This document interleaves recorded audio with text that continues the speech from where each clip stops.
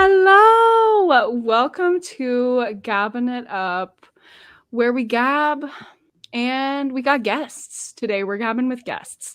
So you're probably wondering, where is Daijah? Daijah is sick. Daijah is dying, unfortunately. Not really, but she is dying in bed. Hopefully she doesn't have COVID. She's in our thoughts and prayers. But we had these two amazing last minute guests pop in today. If you are watching the video, then you're able to see beautiful Aspen and beautiful Lochlyn, who are two of my personal favorite booktubers, assisting me on today's episode about bookish hot takes. So it just fits. Do you want to say hello to the audience and say maybe a little bit about yourself, your channel? Sure. Hi, everybody. I'm Aspen. I obviously met Hailey and Daijah through doing BookTube as well. I have a channel called Aspen's Archive, which I started a little bit over a year ago. In my Wow. in my daily life, I'm an accountant, which is super exciting. So in my free time, I read a lot and I like to make videos. Sweet. Yeah, similar to Aspen, very similar to that. BookTube. I'm not an accountant, but I do social media for a healthcare company. And yeah, I think I've known Hailey for like a couple years now. We don't really read the same genres, but we do at the same time. Mhm. It's like We it's have like you like read very some romance. overlap. Oh, yes. It's like we hate each other's books, and then there's certain books that we're like obsessed with and we agree, or we hate the same books, that kind of thing. Yes. But And yeah. it's the same with me and Aspen too. Yeah, we very rarely align, and when we do, it's the most exciting thing to ever happen. Yes, and it's like Yeah, it really- all-time favorites. Yeah. So I'll be interested to see if our bookish, controversial opinions align or not. I'm ready to fight, honestly. If you caught our last controversial hot take episode, the girls raked us over the coals. So I'm ready to be raked again, honestly. I love a good raking.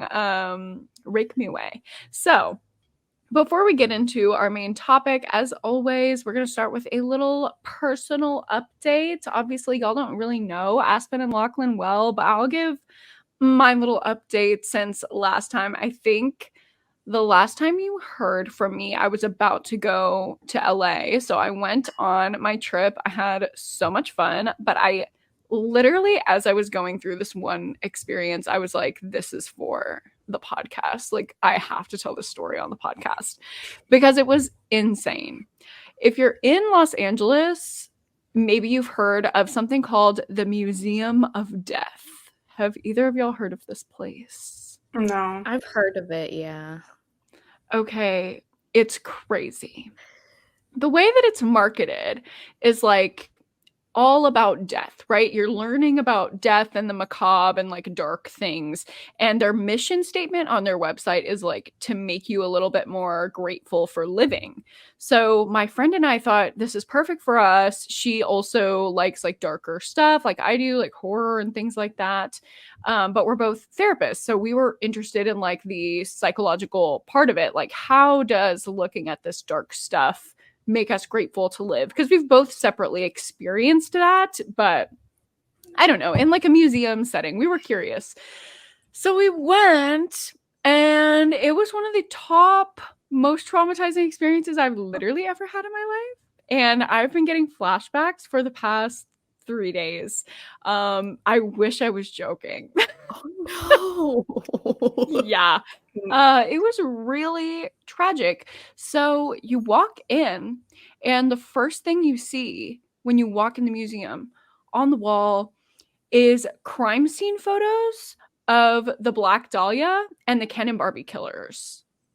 Like uncensored, true crime, like victims of a crime, chopped up bodies. This is not fictionalized. This Yeah, is how not is that legal? animated. You like pay to I get in there? have no idea.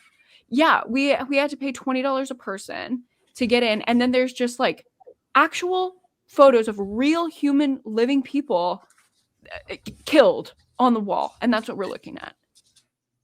It was like a crane crash. Hello, a train crash. It was like I couldn't look away, but Yeah. immediately my stomach was sick. Like I felt like I was going to throw up. And I turned to my friend and I was like, this is not what we thought. Yeah. And it wasn't, Wow. because as we walk in, it just gets worse and worse and worse. There were videos of embalmings. We watched a body literally get embalmed. There were autopsy photos. And okay, so let me spin a little yarn for you. I don't even know I'm using that. Using that phrase right. We're knitting now. Yeah, knitting. Okay, getting into the nitty gritty. If I, as a fan of Lana Del Rey, wanted to purchase a tour outfit, like something she wore on tour that she had signed, that would be like fan behavior. Yeah. Like you would assume that I really liked her. I don't think anyone who's not a fan of her would like want that. And anyone who goes into a museum to see that would probably be a fan of her and like be in awe that she touched this and signed this and wore it and sweat in it on stage and all these things.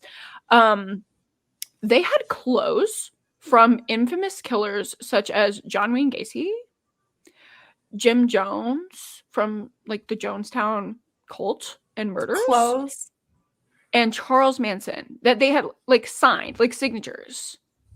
Okay, that's disgusting. It felt like, are we supposed to be fangirling? Like, they had a lock of Richard Ramirez, the Night Stalker's hair. I kid you not. I know. I have a lot of opinions about this. Yeah. The women were too None of them stunned are to good. speak. No, same. Like, No, it's not that I'm too stunned. It's that I'm like, I know how passionate people like in the crime genre are, and I don't want to say anything that would. But yeah, this is the hot disgusting. takes episode. I mean, I will go on record and say, like, if you're fangirling over a killer, there is some type of psychological evaluation that needs to happen. Yeah, for sure, but not professional. Yeah, but not even that extent. That's like an extreme version of it. But people do it on a micro scale every day. Yeah, so, yeah, that's weird. Did it come with like a warning, like before you? No, no. It was all branded as like, this will make you grateful to live. And seeing real people chopped up did not make me grateful to live. It just made me horrified and want to throw up. Like the image that I keep getting flashbacks of, well, there's multiple. So the Ken and Barbie killers, if you like know what that situation was like this idealized couple that just had this like pastime, like date night, and they would go out and kidnap a woman, take her home, torture her, rape her, kill her. And they documented everything. I don't know how this museum got the photos and videos, but they did. It seems like those should be in like police evidence, but there is a photo of this woman, this murderer of multiple women, just, I mean, headless body with the knife. And it's like she's smiling. I like get sick thinking about it because I will never unsee that image. And I wish I never saw it. And I just can't believe really that. bad. Yeah, so many people are seeing it. And they also had like different sections of the museum. It's like mortuary hall, like suicide corner, like all of these things. So suicide corner was just photos of what happens to the human body in different methods of suicide.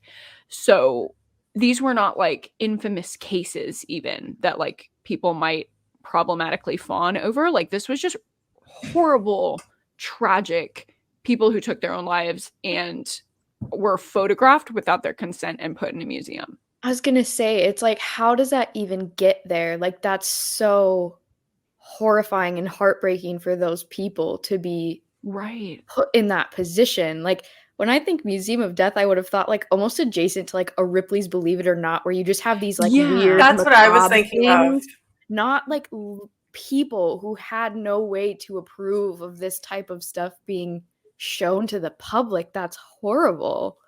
I thought the Yeah, same that's thing. exactly And what I was thinking of. Ripley's. there's some of that, like there were taxidermy things which I kind of thought were interesting. There were like oddities, like the Yeah. cat with two tails or the snake with two heads, like stuff like that. That I thought was like interesting and dark and weird. Mhm. But like photos of the Nuremberg trials, I didn't really need to see that ever. I could have died happy without seeing that. Just like horrible musings, even without the imagery, like the plaques on the wall talking about mental health and suicide in just like a weird way to me Mhm. and my friend. Both of us are mental health professionals and didn't see it sit right with either of us. Also, my obsession with Rory Culkin, I'm sure many of the listeners are aware of. I love Rory Culkin. I would die for him. He is my baby girl. He's my girlfriend.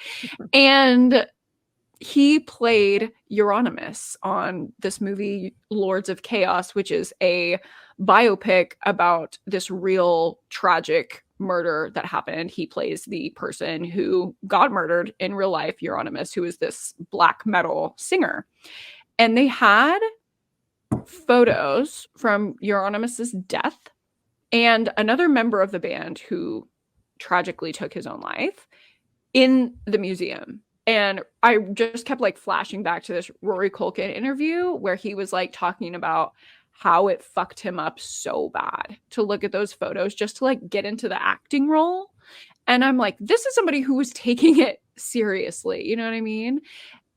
I don't understand how like these groups of people were just like walking by these photos, like laughing and talking with their friends. It was crazy, crazy, crazy, crazy, crazy. I'm still not over it, and I probably won't ever be. I literally just sat here with my mouth open the whole time you were telling that story. Just like I can't even believe that. And I'm glad to know because I feel like that's a place I would have been like, yeah, let's go check it out if I'm ever in the area. Now I'm know to stay away. No, I literally thought of you because it was very similar to like going into an extreme horror book thinking like, oh, this is going to be cathartic, like Yeah. we've both experienced, and then just not getting what you signed up for. Oh my Very God. tragic. But that's my personal update is I'm a little traumatized, unfortunately. However, the good part about my trip to LA was obviously like seeing my friend. That was so fun. But book wise, I read my two best books of the year so far on the plane ride out and the plane ride back. So that was Oh. like an amazing bookend to the trip. Yeah. What is that fucking name of this book? I always get it wrong. Expiration Dates by Rebecca Searle.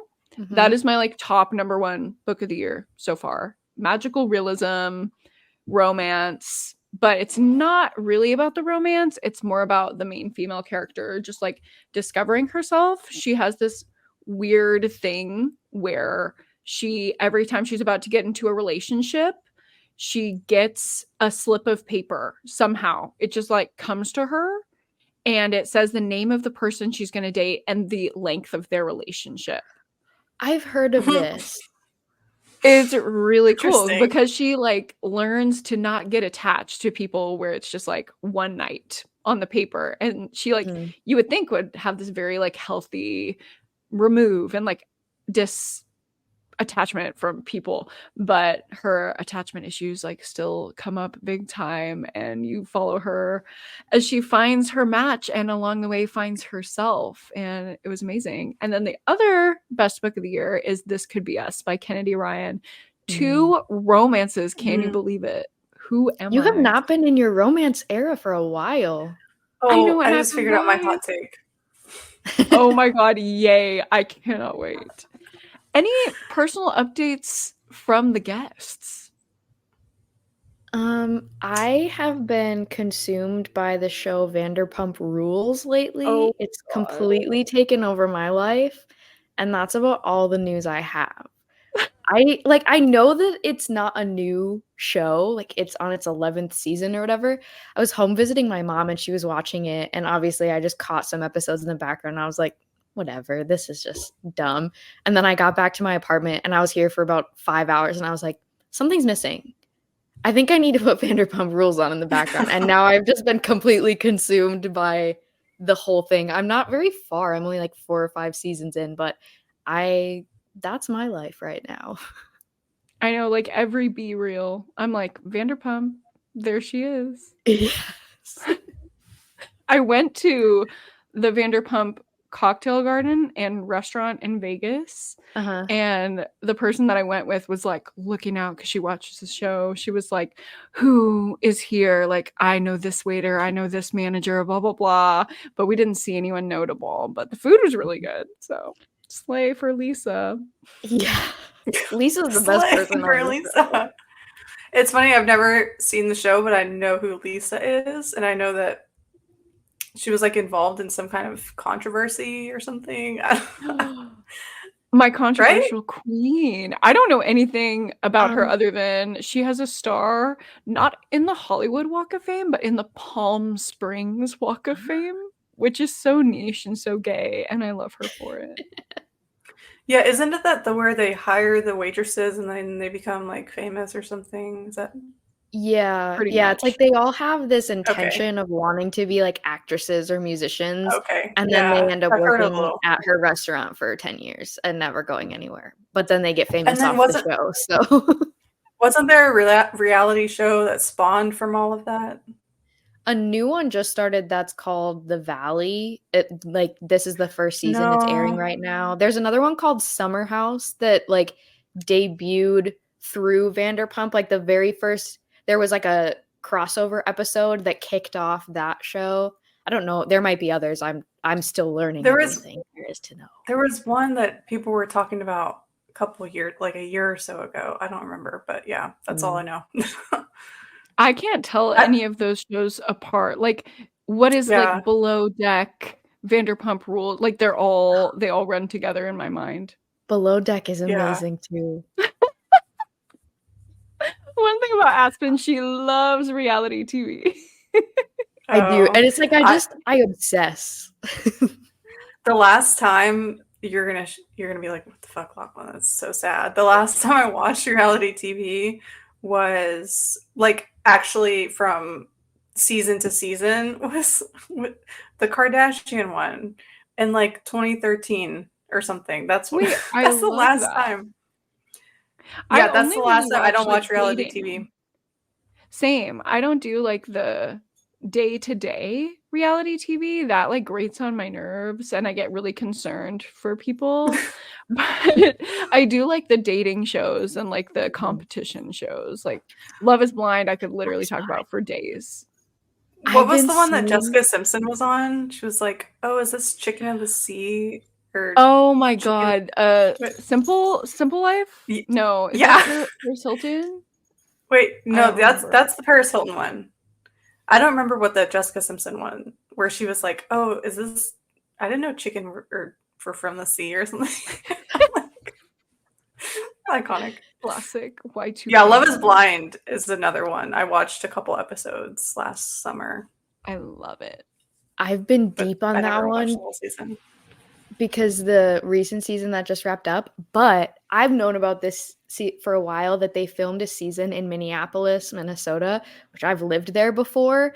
And so I've been super excited and they're in the middle of filming it right now. The couples are like out and about. So I've been following these Instagram accounts where they're Did basically not putting know these this. lists online of like, oh, the Love is Blind cast is hanging around this area of town. They've been going to these restaurants and people are like going to try to find them because they also like it's not going to be the next season. It's at least 2 seasons out when that one will air. But I've been like following all these people who are following them around in the cities and I'm like listening to where they're going and I'm like, oh, I know where that is. I've been there before. And I'm so excited for that season to air.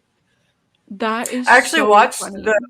the episodes I did. I was in Minnesota on a girls' trip, so that was like that's full circle. Yeah. I love Love is Blind. I think it's so fucking genius. And like I think it's so ironic that like people obviously go on there to be famous, like social media famous, like D-list celebrity vibes. But a lot of the storylines on the show are like, you only came here for fame. Yeah. Like, yeah, I think we all sing. Like, I think everyone's there for the same reason. But love a good reality TV show moment. That would lead us right into pop culture corner. So let's slide on over there. Have y'all heard about the JoJo Siwa controversy? No. I've been I don't know seeing Oh, what the her fuck that terrible is. karma song roaming around, but yeah. So that's how it all began. Her song Karma, which she literally posts 19, upwards of 19 short form pieces of content a day to promote her new song Karma. Hmm. It's already on the charts and it's unreleased. And she made this TikTok that was like, wow, you guys, like, can you believe it? Like, Karma's already on the charts. Like, thank you guys so much. And everyone in the comments is like, girl, it's not out yet. Like, it's literally you. Like, it's you getting all these like streams from views on your promotional videos. That's why it's yeah. on the chart. Oh. It is so embarrassing, Is it but a bad people song? Is that hate her. I mean, yeah, the song okay? is not good. Let's be real. Okay. Do you like it, Aspen? You're making a face like, Oh oh, no, I okay. was You made a agreeing skeptical. heavily, but Okay, good. when the main line is "Karma's a bitch and I should have known better," I was like, "Well, okay." And then she Yeah, has to like use Well, fake okay. swear words. Like she literally yeah. has a fake swear. Oh no! I Ew. never would have effed Gross. around. If we're gonna be grown-ups, Yeah. let's be grown-ups. Just throw it out Yeah, there. that's You weird. know what I mean? The That's whole weird. like song is referencing the lesbian TikTok drama from like what was Yeah. it like last summer or something like Yeah. that. I vividly remember like following that and all the dynamics, and we could do a whole deep dive episode where I like Truly. educate Asia and y'all on the I lesbian don't know TikTok anything drama about it. that was in it. Well, JoJo Siwa was basically like involved in this love quadrangle. Like it was like 4 or 5 girls that all went back and forth and like fucked each other over, cheated on each other, or whatever. And JoJo and this one girl went back and forth on TikTok, like shading each other. This one girl made a TikTok with a roast beef The roast beef sandwich, sandwich. basically like subtly saying, JoJo don't got it like that downstairs. And then JoJo responded to that TikTok by making a video just eating a roast beef sandwich, basically saying like, but you ate it though.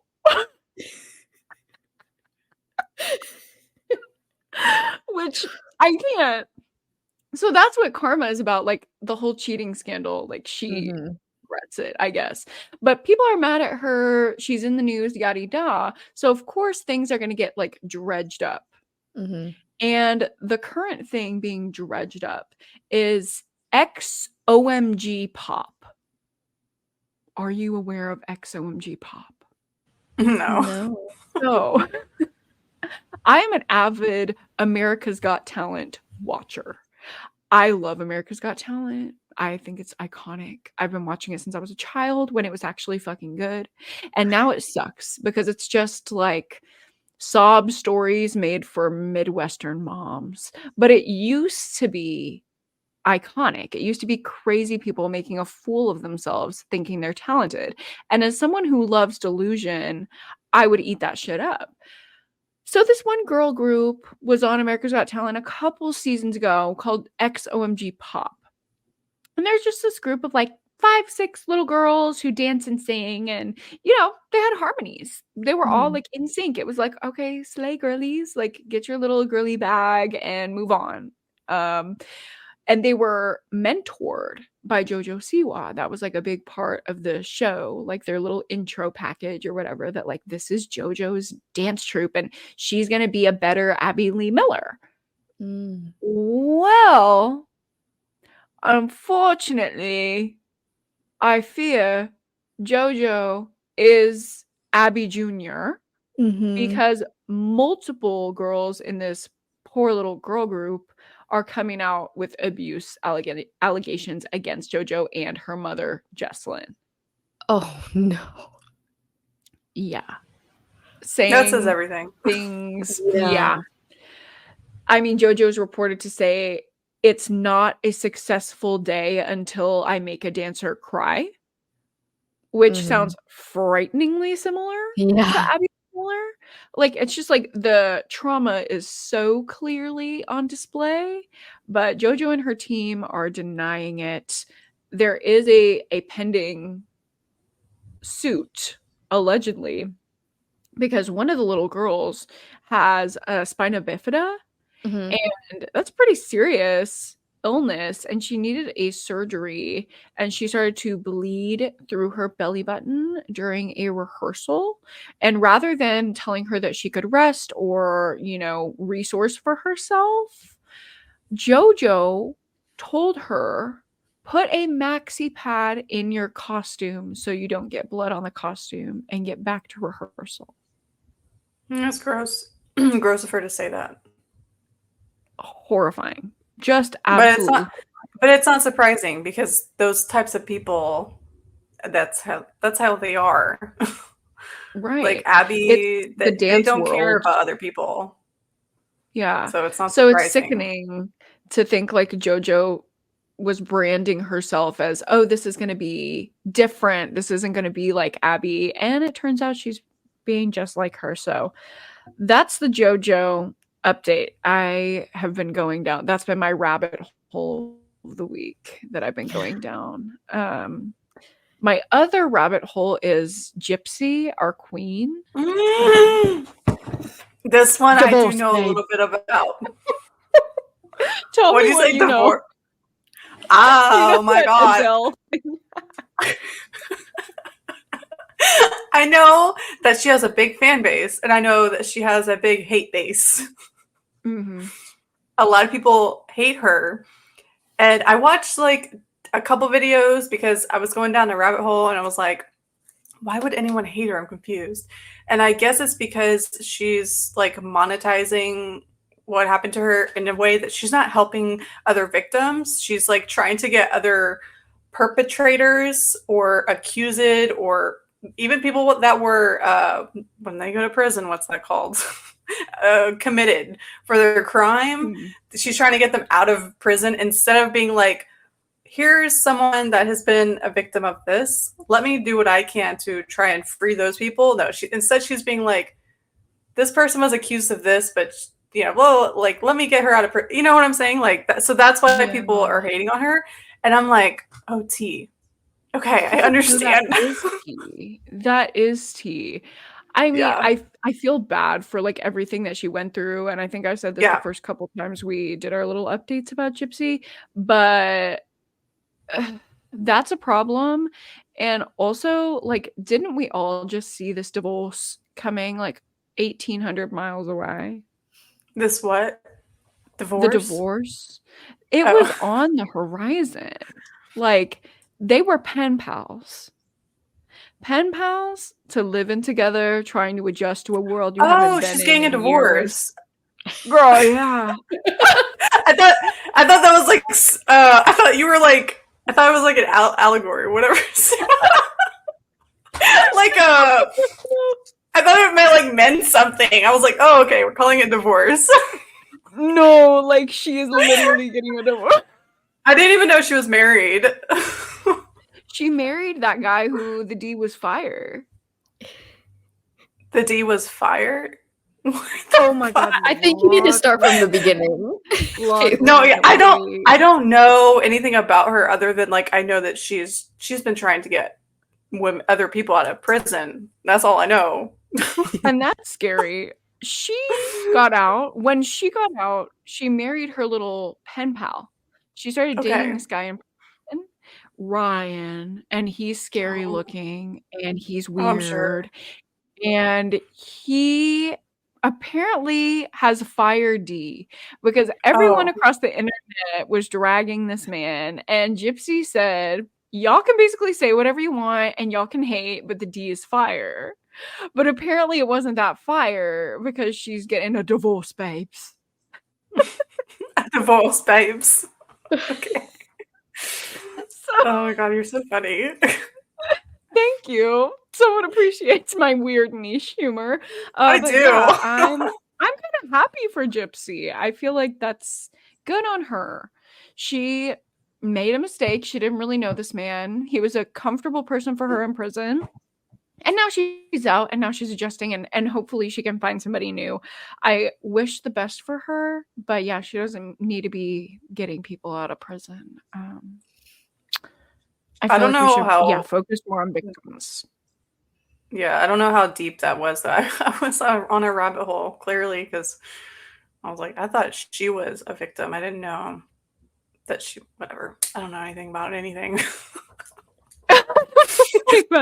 Me, honestly, that is usually me in the pop culture update. Do y'all have any pop culture pieces? I learned them all from gabbing it up. So Yeah, that's right. We keep the people informed. Good to Mhm. know. no, I did have an literally. update for Daijah. If Daijah was here, maybe she's watching God in the damn it, chat. Daisha. I know, sick little girl. Her conspiracy about Kate Middleton, yeah, false. Very sad reality. Miss Kate is sick. It's not a conspiracy. The royal family isn't trying to take her out. She literally is just struggling through battling cancer. So feeling sad for her as well. But Deja's conspiracy did not check out. Yeah, I was listening to that podcast episode like a couple days after we found out the news and stuff, and I was like, this came full circle. Yeah. Yeah, she kind of aged like milk a little bit. Us like admitting the Aged conspiracy like theory. milk a little bit. Just a little, but it's fine. You Yeah. know, I you can say see why things in the people were moment. concerned. Yeah. Oh yeah. The photoshopping was wild. See, I'm like weeks behind in my pop culture because I didn't even know about this. I thought we were still theorizing about what had happened to her. Oh See, yeah. okay, I Poor feel a little bit better Kate. about myself on the pop culture aspect then. Because I'm like We're all under a late. rock, but like I'll occasionally get the little sneak peek. Someone will like post about it on their story, or I'll see like a reel or something, and I'm like, okay, that's the only way that I know about any of this. Well, that's why you're behind. You got to get off the reels. Yeah. It's the reels Oh, doing really? bad. Because TikTok is like a month ahead of the reels. True. Yeah, but I can't get on TikTok because I'll lose like 4 hours of my day. No, same. Yeah, I had to So delete TikTok. So I just don't watch any short form content because I simply can't. It yeah. just crawls in my brain like a worm and won't leave. My life is so much better without it. Mhm. So, time for Squish of the Week. I don't know if y'all have Squishmallows or feel about Squishmallows the same way that Daijah and I do, but Yes, I just absolutely. got one. Oh my god, thank God. I got one today. I went to Five Below because one of my clients canceled, and what do I do when I have a free hour? Not get work done that I really should be doing. No, I go to Five Below and I found a Hedwig squish. Cute. Oh, he's This is adorable. official Hedwig. He's so And you know what? I cute. thought it was perfect for the controversial hot take episode because obviously fuck J.K. Rowling. But what did Yeah. Hedwig ever do? She's just an owl. But what She's did just a Hedwig ever do? gal. So that's my squish of the week. Do y'all have one? Okay. Yeah, here's mine. It's actually not like a branded Squishmallow, That's a lie. but Oh my god. Sleepy look at this. Stitch. See, this is why you have to subscribe to the Patreon, because if you were watching the video right now, you would see Lochlyn and her sleepy Stitch, and Like, he's it's so adorable. cute. I love him. Also, I have a new appreciation. Hello. Okay, Miranda sings. I have a new appreciation for Stitch because of Disney Dreamlight Valley. I am getting to know him Oh! on a personal level. I Now love that that he lives in game. my valley, oh, I'm obsessed in a big way. Now that he lives in my valley. I love how we were worried about your echo on my headphones, but I just keep echoing everything that you say. I just keep repeating you. Do you know So it's like those videos of Jeffree Star and Manny MUA where like Jeffree would say something and Manny would just immediately repeat it? That's us Yeah. right now. No. We're kind of I'm doing so that. annoying. No, I do that too with like my best friend. Anytime we're out together, whatever she says, I just repeat it and she gets so annoyed and like self-conscious. She's like, "Am I saying something weird? Like, am I saying something wrong?" And I'm like, Just "No, it's just fucking funny. Everything you say is Yeah. funny, so I have to say Just it." stop being funny. It's not my fucking fault, Hailey. Okay. Don't feed into my delusion, because my delusion says, "Yeah, I'm just a little funny girl all the time. Anyone who's I mean, ever you are. mad is just mad because I'm funny." It's just that. Oh fuck! I was just about to do it again. Like, I hate myself. I'm gonna go die. No, don't hate it. I love it. I love it. No. Aspen, you don't Anyway, have yeah, that's a Squish. great game. Same. Yeah, I don't own any Squish, which I feel like is a crime that needs to be fixed my at some point, but Not even like a small unfortunately, I don't have. one. No, I don't have Oh my any. god! What about like a That's stuffed wild. animal? I don't have one. My Oh sister my has a god! hundreds collection, but I don't have one. Damn. I'm gonna have to get you one. Sorry to disappoint. No, I just like not tried to like disappointing picture my me. life without stuffed animals or anything like squishy, and I think I don't know if I would survive. No, same. It's like the inner child moment, because I didn't have like adult stuffed animals for so long. I would say up until like a year and a half ago was when I got like my first squish, was my like Eddie bat, and my life changed immediately. I was like, "Oh, I get it." Like, it's the inner child moment. It's the like, I'm allowed to self-soothe as an adult kind of thing. Yeah, I do really want one of I've seen a lot of them from Target, but I'm sure you can get them a lot of places, of like the weighted stuffed animals that are almost like Mhm. weighted I have some of blankets. those. I really want one of those 'cause I feel like I have a weighted blanket and I love it, so I feel like I would love that, but I just haven't You found should. one yet. There's a You green should. dinosaur. Like, Target has like a little green dinosaur weighted one, and my friend got it, and she literally will take it out in the world. And I'm like, "Okay, that's a little much. Like, you don't see me walking around with Hedwig like in tow. So Yeah. I maybe mean, I've not." taken But my stuffed animals out in the world. I don't give a fuck. I think like taking to the movie theater is one thing, but sitting at brunch with your dino around your neck, I'm like, I really have to go. Like, I No, can't I've see not. I've it. not done that. But I also don't go to brunch, so Oh, I'm a brunch girl. I'm a I love brunch a brunch. stan, really. I mean, I'm not On against brunch, to but I don't. Thank God. If you were against brunch, I'd I have just to don't have kick you friends. out at this point. And we haven't even gotten to our main segment because we're gabbing it up. That's what we're here for. Lore nuggets. I love having a guest for lore nuggets because this is just a good way for the audience to get to know you a little bit more. So if y'all need a second to think of your lore nugget, you can do that while I expose mine. I have spoken on this podcast about many of my phases in my life. You know, there was the musical theater phase, there was the Sims phase. There have been many phases associated with various toxic men. One phase that I have not spoken about, I realize, is the phase that got me into social media. I was the ripe, vulnerable age of 13 when I discovered Juicy Star 07 on youtube.com. If you're not familiar with Juicy Star, she was like the OG makeup guru. And I was obsessed with her. I bought everything she bought. I did everything she did. If she said, this is the way to do your makeup, I did it. If she said, this is the way to do your hair, I did it. And it got me into guru culture. So before I got into BookTube, for the first like 6-7 years that I was watching YouTube, involved with social media at all, it was in like the beauty sphere. Mm.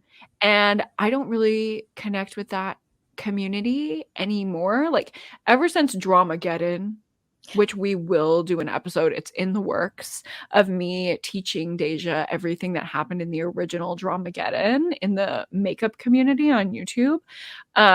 But ever since then, it's been BookTube, BookTube, BookTube all the time. I don't really watch my little girly pops anymore.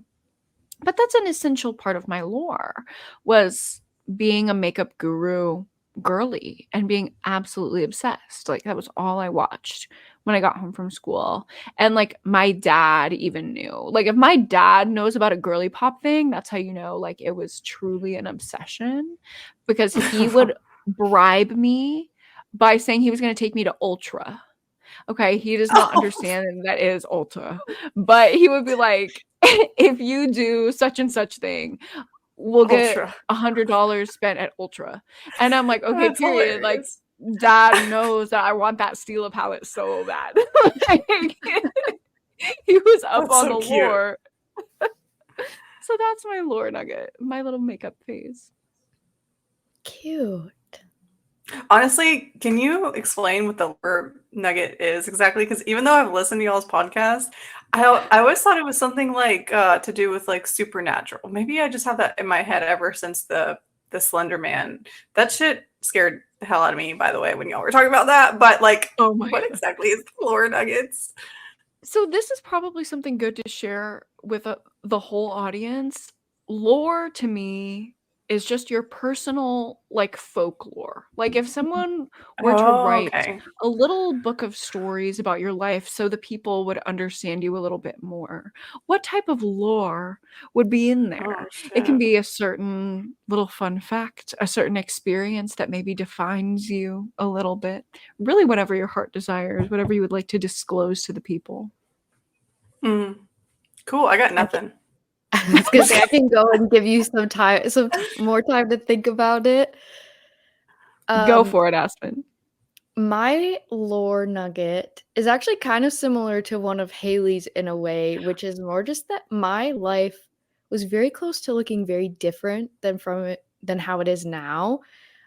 Growing up, I was heavily involved in the music world. I started piano lessons at 3 years old and then violin not too long later. And I was on a track to become a professional musician and play in orchestras. That's what I wanted to do with my life. And then I had an advisor who told me I'd end up homeless and on the streets if I did that. So I panicked a little bit and I backtracked and went into accounting instead. But music is a really big part of my life. I mean, I still obviously play and I just love everything about it. And I do wish I had pursued that, to be honest. But yeah, that's my lore. Is my I life almost love looked it. very different, which is just really weird. I love that lore so much. I've heard you tell like even more in depth than that. And I just Yeah. love your connection to music. And yeah, very similar. I will say that I'm very glad, very grateful that I did not pursue music. I don't think that is for me. I am a weak, little fragile, little sensitive girl. I don't think I could have really taken the life of rejection.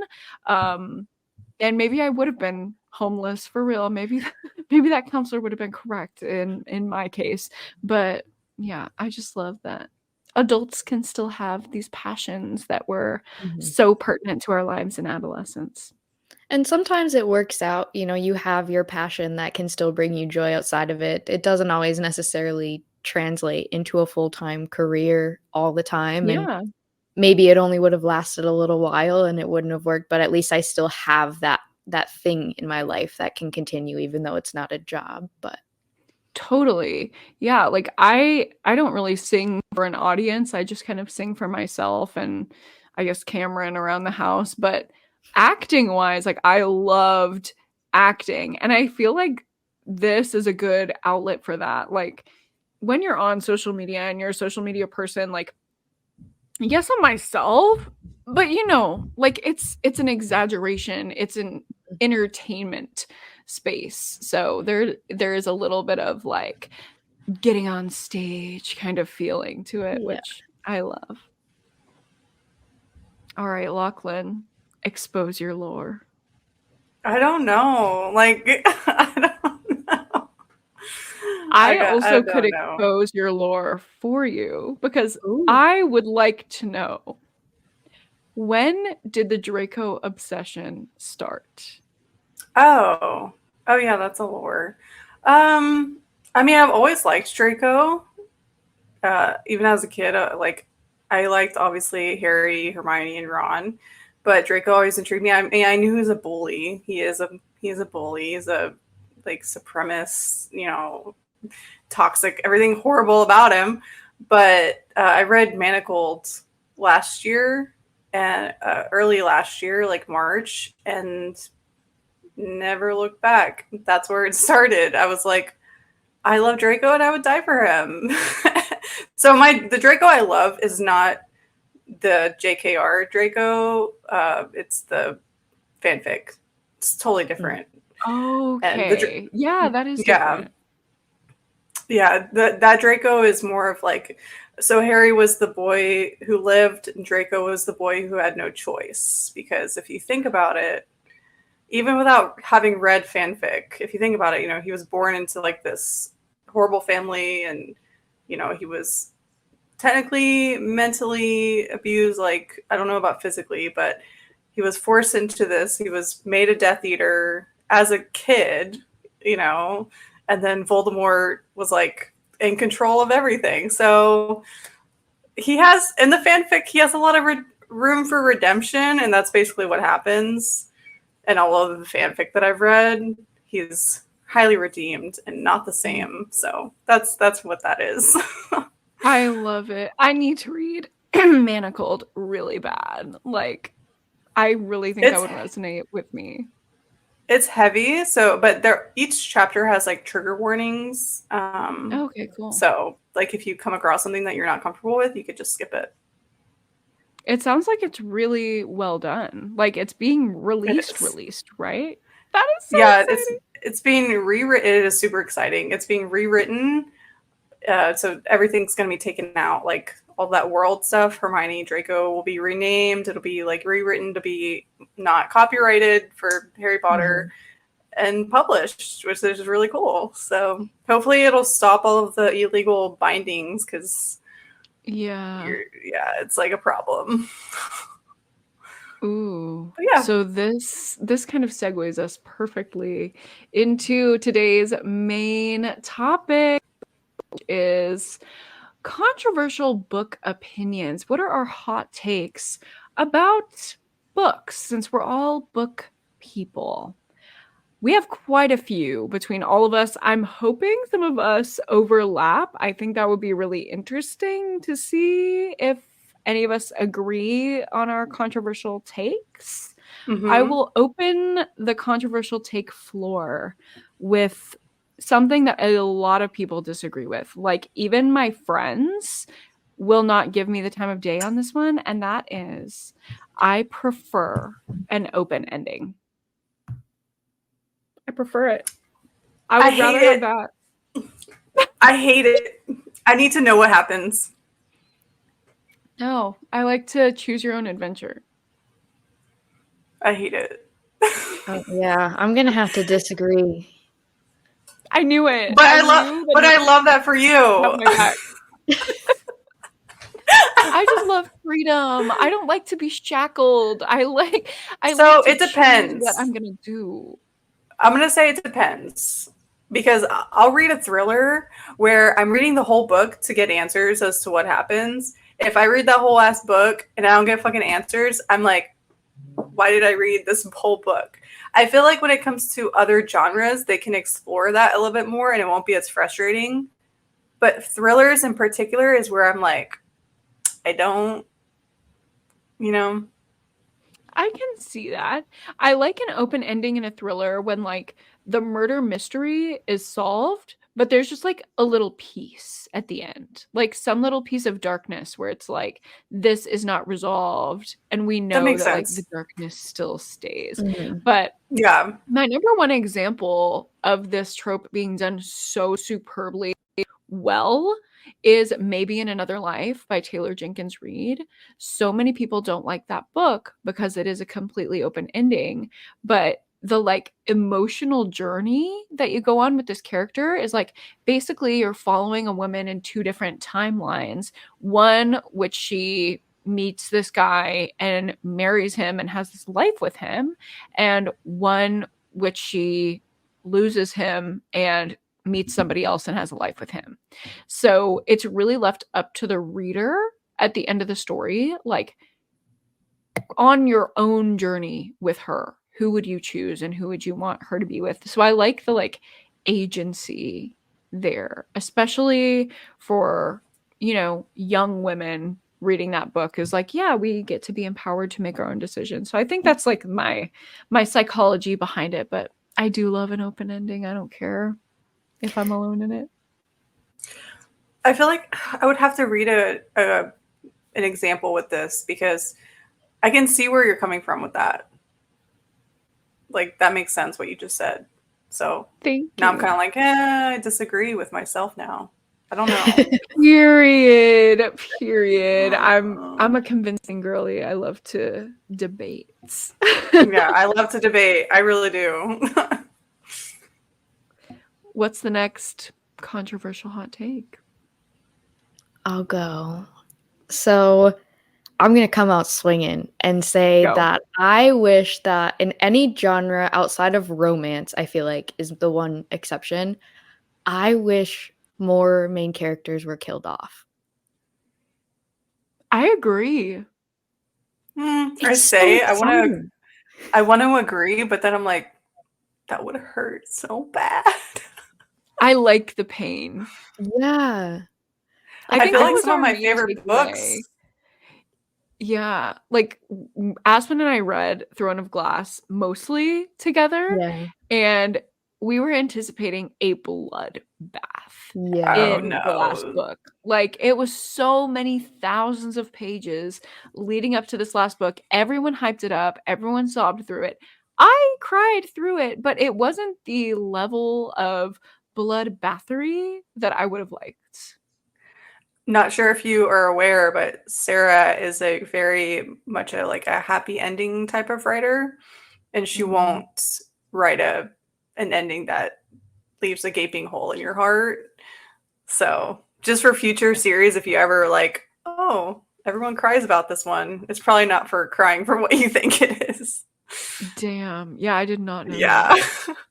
Yeah, she's very much like a wholesome, happy ending type cookie cutter type thing. So, Nice. Yeah. I mean, that's good to not me know calling my for the favorite author cookie cutter, but I'm so excited. Wait, this is a pop culture thing we didn't even talk about. That Miss Sarah is writing, editing the last ACOTAR. Ah, Mhm. Hello. Yeah. I'm gonna scream. I'm There. gonna cry. I literally can't handle it. I need it now. Who do we I I just mean, hopefully it's Azrael. I saw an Instagram post of this girl going through like this whole like her theory, and I was like, this is a lot, but it adds up. And she I don't thinks it's like the gonna fan be about theories. more. More. I She would what? love a book about She thinks it's more. gonna be about more. Oh, yeah, I would love that. But yeah, And she had all I'm these not big into reasons, and fan theories. I was like, you're going there, like we're barely holding on, but like, sure, I'd love for that to I come true. mean, no spoilers, but like there's strong reasons why she's probably thinking that. And I hope she didn't like include all of them because some of that's the spoilers. No, I don't she know. did. It If was you've read like all the books. all, yeah, it was all like outside of the actual series type of stuff that Okay. she was putting together, which I I mean, would that's like. kind of I don't know. So, Miss SJM, cookie cutter girly. Honestly, not surprised. I But can't believe I said I that. mean, we love to make fun of her and clown on her because she is problematic and she does need to just like step her pussy up and take responsibility for some things, in my opinion. But at the end of the day, I love Akatar. She does a lot of good work for a lot of people. Like, I would say I see mostly young queer people in my practice, and 80% of my clients have talked about Akatar in a session and the way Really? that it resonated with Wow. them. It's huge, especially for the queer community. I don't know why. These girls love it. That's wild. I didn't know that. Mm. Obviously, I wouldn't know that. I'm not a therapist, but My next hot take is that dog-earing and cracking the spine of a book is not a mortal sin. I I'm agree. not sorry. It's my fucking property. It's like buying a shirt and then cropping it. Like, it's nobody's business but mine. I paid for it and it's mine. I agree. I don't know why people care what someone else does with something that they own. Like, I think that became a thing once TikTok book talks started. People would post videos of themselves cracking the spine, and then people would freak out in the comments, and then it would go viral. But really, who cares? Really, who cares? And I get so many comments, just like the morality police of like, what are you doing? What if that book was to have another life with a new owner?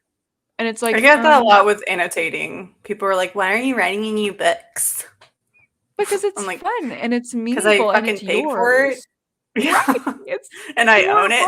book. I don't. I'm I'm not like glad we're a all on the poor little. Like, I don't have to go to the library for every book. I can own them if I want to write in yeah. my favorite ones. I don't write in every book because I don't have money for that.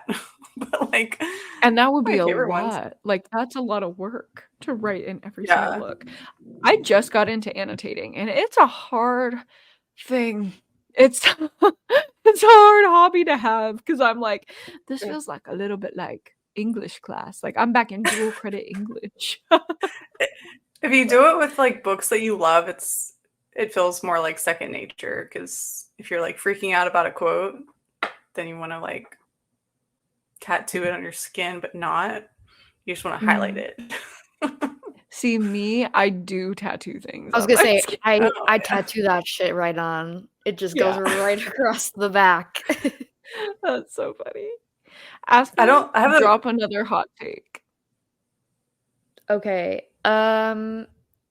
I prefer a single point of view over multiple points of view in all cases. Wow, that is controversial. Do you I have a feel like preference when it comes to first person or third? I don't really care about that as much, Mm. but Hmm. because I feel like the conversation comes up the most in romance when people are like, "Oh, I want like both points of view if they don't have it." And I'm like, I really couldn't care less what a man has to say. Like, I don't care.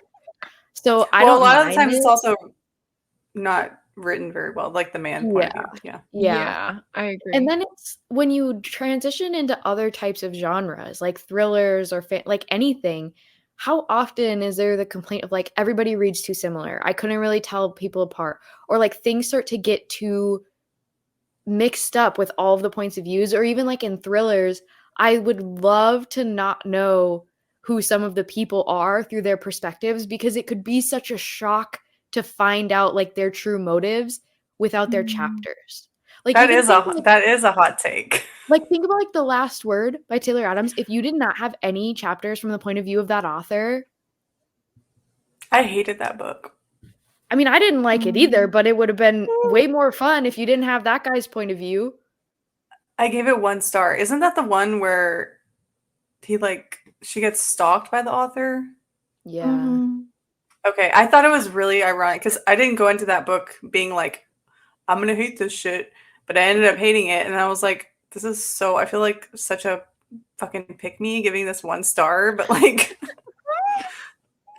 I had to 4-star it. It was too real for me. I'm sorry. I It loved was oh it. yeah, real. no, I could see that. I could It was very validating to my experience. I love Taylor Adams for that. That's a masterpiece, in my opinion. I don't remember why I hated it. Well, the guy was like cringe and annoying to read from. Like, it's not necessarily a like enjoyable reading experience, but I think if you're in the horror community and you know who Taylor Adams is riffing on, it's fucking hilarious. I think I knew at the time though, but like, how did it end? I think it was the ending. Oh yeah, it was the back and forth twisting, which I don't I think love, it was like the a ending. whiplash twist. And maybe that's a hot take. How do y'all feel about the whiplash twists back to back to back? Yeah, I don't like that.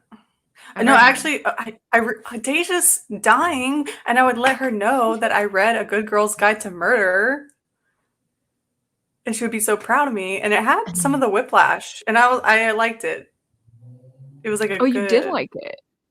Yeah. Oh, I was like, I feel like my neck's been gave cracked, the first book in that series 4.5 because of that. I just don't like a back-to-back twist. I would rather have one around 50%, one around 70%, one around 80%, and then the final reveal. Like, the back-to-back-to-back is like my brain doesn't have enough time to get on board. Yeah, I don't remember what it was with the last word. I'll have to look and see my review on that. I feel like twists in general are just becoming not a problem, but like they're not being used intentionally. I feel like totally. Yeah. Like, I hate a twist if you're telling me an entire story and you never once even hinted at the idea of the thing that your twist is going to be, then that was a waste of my time. Because how was I ever supposed to have any idea if you're just going to pull something that's never even been slightly introduced? Like, it's just for shock value, but then you look back and I'm like, why did I read 350 pages of garbage if this was the true answer then? Like, I don't like that kind of twist. No, like an out of left field. I don't even think that's a hot take. I don't know if anybody likes that. No. Yeah.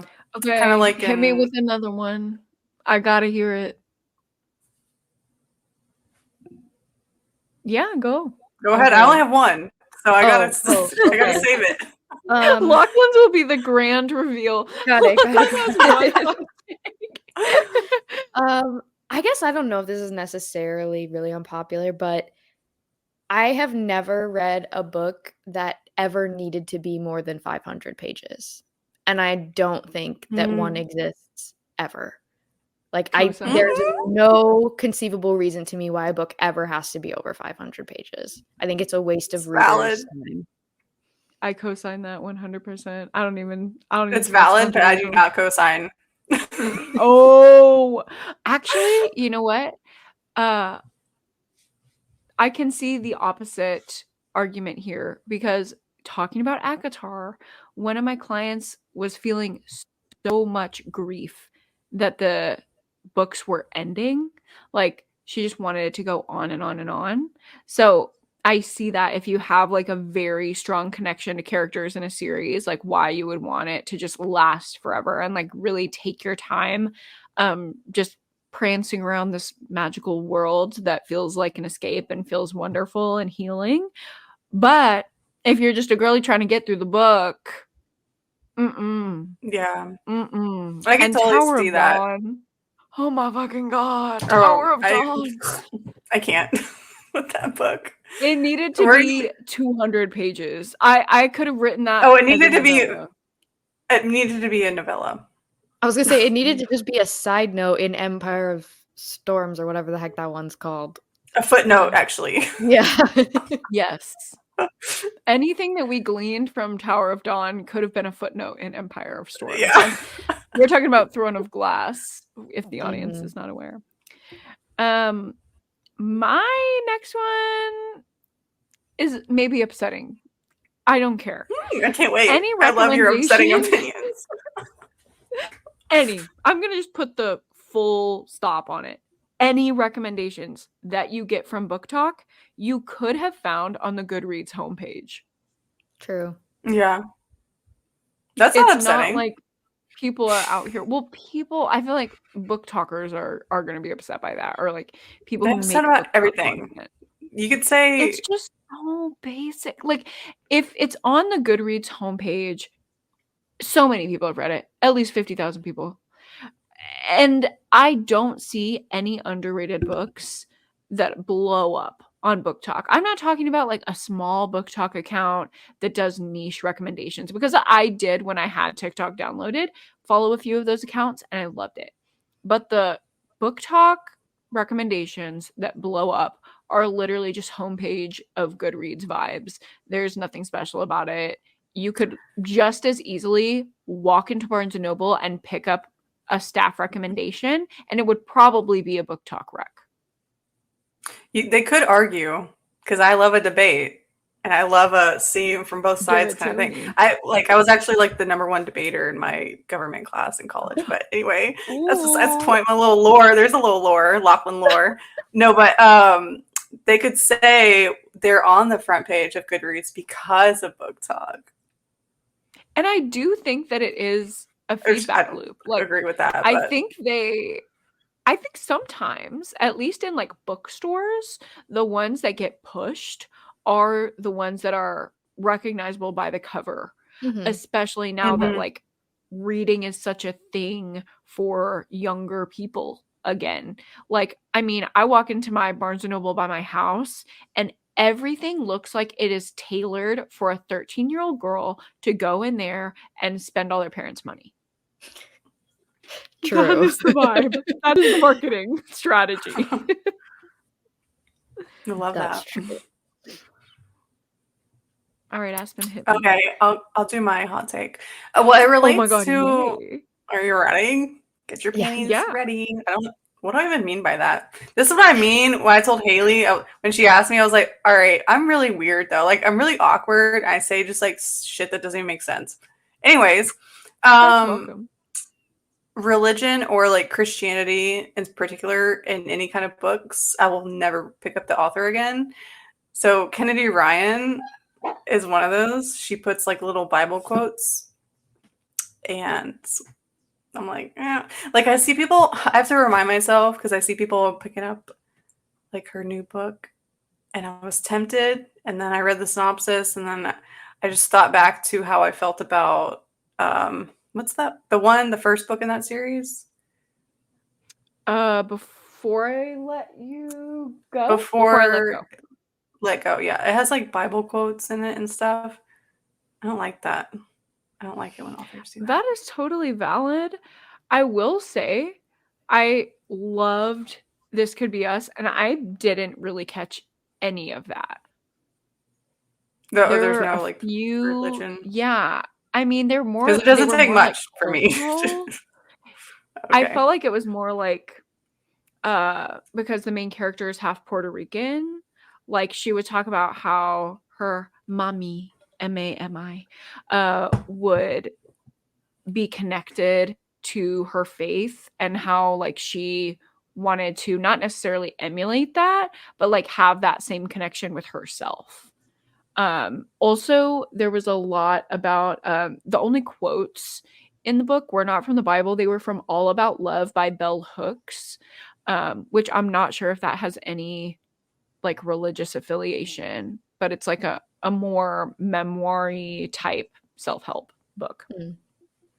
I mean, she's not the only author to have to do that kind of thing, and I feel kind of like weird even saying that because I'm like, well, it's the author's book; they can put whatever the fuck they want in it.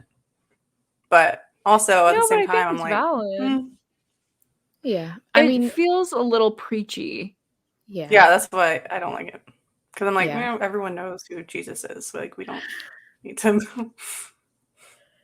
Yeah. I mean, I don't love it either. Like, I'm not a super religious person, so I'm not affiliated with a lot of that stuff. So when I see it, it's kind of just like, oh, and I don't like I've had a few books just ruined by like plot twists that end up being very tied to religion that it feels like it Mhm. comes out of nowhere. And then all of a sudden you're just like, this was in the wrong section of the bookstore. Like this needed to be put somewhere else. I feel duped into like reading this book. Like Or thrillers. yeah, well, there's one horror book specifically, which I don't want Oh to wow. name because it would be a huge spoiler, but I could tell you later that I was Yeah. angry when I kind of Oh, read that. no. It's a hard thing. Like, I even read a book, a thriller, actually just in March that had me screaming at my camera for 20 minutes in my wrap up, because one of the things I hated was you could tell was very fueled by religious beliefs, and I got a little upset about that one because it gets to the point of feeling judgmental towards people. Like, that's when I pull back, is like, Yeah. you can have your thing and do your thing, and that's perfectly fine, and it doesn't affect me until it feels like it's judging me, and then I have a problem. Yeah. Right. Like, there's some kind I've of prerogative for the author. Like, the Yeah. author wants the reader to think in a certain way. Yes. And I hate that. Like, in any context, religious, political, or otherwise. Like, if the author is trying to make me agree with them, I Mhm. don't like it. Just let me take in the book Mhm. and form my own opinions and my own Mhm. connections to Yeah. the characters. So maybe it wasn't a hot take. I mean, I feel like for some people, the It would be, because lifestyle they would be like, grace, perhaps. Yeah. "Oh, yeah, I you're fear they right." might believe that that's a hot take, but you're safe with us here. Yeah. Aspen, go for Oh, it. I'm ready. okay. Um, in some cases, I think that the rise of both BookTube and Book Talk has led to lower quality publications over the last few years. Yes. Oh, I highly disagree. But I actually kind of Really? agree. I like, okay. So I've seen like the reels. Okay, I know I'm on reels. You're like, get off a reel, but I'm not on TikTok. I've seen the videos talking about that, and then I've seen the ones talking against it. And I don't know. I just like, I feel like books have always been shitty. Like some I like Yeah, I think that maybe I need to expand on it a little bit more, but what I feel like more so is I feel like we've become kind of obsessed with like an instant gratification type thing where we're pushing stuff yeah, out way faster than it should tropes. be, because Ah, it's like, if you're from a reader's perspective, I don't think people have the patience anymore, like, to sit and wait a whole year or 2 years. Like, No, when I you're agree with looking that. at, Yeah. take like an a popular fantasy book, like, that should take a year to 2 Iron years Flame. for, well, yeah, that's per book. immediately what I thought of with That's Iron exactly one Flame. of my Yeah, examples it where it's was a like, you horrible book. have, yeah, these books that should take 2 years to get through the publication cycle, and we're publishing 2 per series in a year, and then people Yeah, are no, like, so you can I see the totally agree with you on disappointment. that. But I think it's like, Yeah. we as readers want the instant gratification. We want to read it immediately. We don't want to wait.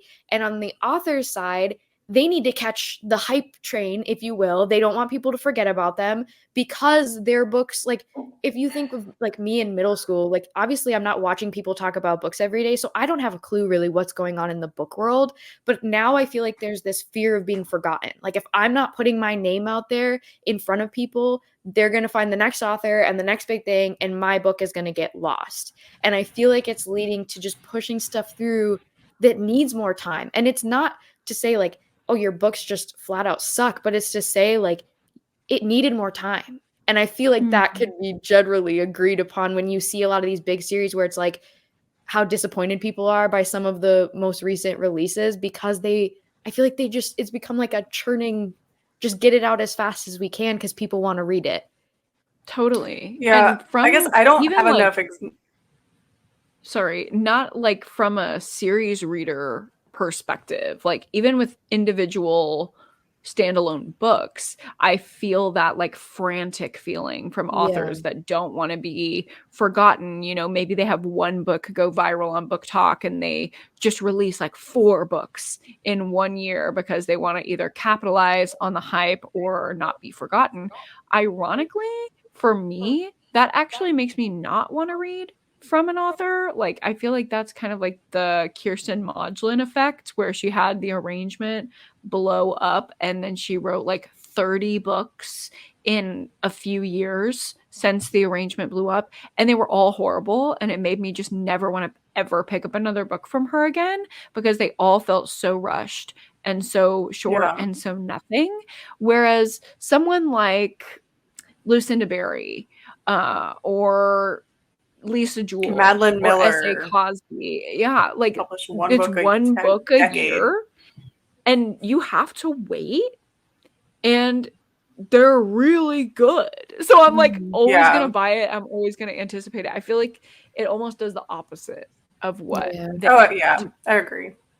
I guess I don't have enough examples of like authors that I have loved and then they publish more books and I'm like, this is shit. Like, is this the same author? I don't know. I think that's a thriller But thing. I think that happens in Yeah. the thriller community a okay. ton. It's I always mean, it for happens thrillers in like the romance curse too. of the second book. Is that a thing in romance, like the curse of the second book? Oh no, but that's interesting to hear because I did not know that. But in romance, what I think that was why I was so, I don't agree with that or whatever, because it's a different take with romance. People look down on romance. It's like a thing. People want to like judge bad romance books, but it's like romance books have always been quote unquote bad if you don't like romance. Right. But it's like that TikTok, like, oh, lots of tropes, that kind of thing. That I can see. There have been like so many of the same books being published. It's like the same thing. I feel like I'm reading the same book over and over again. So like I see that. But I just don't have enough examples. Oh, I mean, I guess Mariana Zapata, but there has only been one new release that she published that I absolutely hated. It was The Grump, whatever it was called. I don't even know. Yeah. But yeah, I would need more examples for myself to be able to like say. Now, obviously, the Iron Wing or what Iron is that Flame. one? Flame. Iron Flame. Yeah, that's a good example of that. Yeah. And I don't think like honestly romance wasn't even really like in the back of my mind for that one because I don't generally have many issues with romance. Like I like romance because it's just like it's an easy thing to read and I enjoy it. Like it's not in a bad way, but I feel it's more easy so to when read. but it's like more when you're dealing with these books that are building a world or they're crafting a story in a way to reveal something to you later that very meticulously needs to be planned and thought out. Or like again in fantasy you're building an entirely like made up world. Take your time, like give it what it needs to be good, because it's like the more like I don't even know how many people I've seen who say they'll never read another Fourth Wing book because Iron Flame was that bad that they completely lost interest. Yeah. So it's like, yeah, I totally lost interest. Yeah. And so it's like you're not helping yourself by doing it. I don't know. I ended my little section with absence makes the heart grow fonder. Like take your I time. love that. Do what you need to do because people will be here. Like people aren't going to forget. Like I know it feels that way, but I'm like in the book world, I feel like those big names are always going to be big names. And if you're publishing in a series that's been popular before, the pre-release press will be insane. So I don't think we need to be that concerned. And like, yeah, you've got people, jumping down your throat, when's the next book? But like put out something that you're proud of. You're proud of. Yeah. Yeah. Oh my God. One of mine actually relates to this discussion a lot. And that is that sometimes I do not want to read indie published books because the quality and the editing is shit. And I think that if I'm paying for something, it should be worth my money. Yes. And I will say I experience this much less with indie romance and dark romance. I mainly experience this with horror and thriller indie published books. It literally just seems like they run it through Microsoft Paint, send it to Jeff Bezos, they do the default template on Amazon, and then it gets printed in some fucking factory and sent to my house. And like nobody ever looked at the physical book. Mm-hmm. I mean, I've read some romance books that they had like misspellings, like which is like pretty bad thing. I mean, yeah, okay, so I guess it's worse in the horror genre. I feel like I don't have I can't speak on this because I've not read enough indie horror Oh God, to indie know horror is what you're talking like about. Yeah. it's bad. Like there's Mhm. a marked difference between a published horror book that you're gonna find like from a trad publisher in Barnes and Noble versus an indie published book that you're gonna read on KU. Like even taking out the level of quality with the physical book, because I understand indie authors don't have resources like that all the time, just the quality of the writing, the font. Like sometimes the Mhm. Hmm. margins and the space between lines in a book on Kindle is like triple spaced. It Yeah. is so hard to read. It is so weird. There's no quality checking. And I'm sorry, as soon as I open an indie published book and I see that, I know I'm not going to read it and I fucking return it. And I'm not afraid You to say it. know, have you read Sophie Lark? She's romance. I Yep. love her.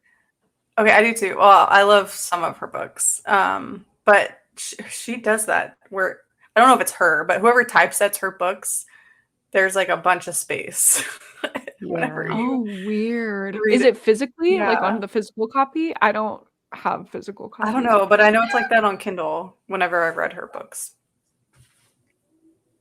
And I think they Yeah. do that for paid because they get paid by page count. Mhm. So Oh, if that they're makes like sense. if any like horror indie books are on KU and they do that, it's probably because page count. That makes a lot of sense. Also, indie horror authors are greedy, greedy, greedy, greedy, greedy. Yeah. I feel like it's funny to like bring this book back up, but like even in the last word, there are quotes in there like talking about this specifically where it's like I feel like sometimes they forget that like we're still paying for a product at the end Right. of the day. Like just because Yeah. you write 30 books a year, like I then have to pay for those 30. And if it's not worth my money, like as much as I love you as an author, if your product is not worth my money, I'm not going to continue to buy it. And it feels Yeah. like Yeah. there's this like expectation of like, well, if I'm going to put out as many books as I want and everybody's just going to buy them because they support me.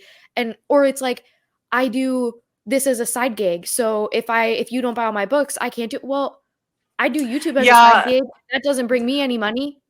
Hot Just because I take. enjoy it doesn't mean I get to be paid hundreds or thousands of dollars to do it. Like I'm doing something in my free time because it brings me joy.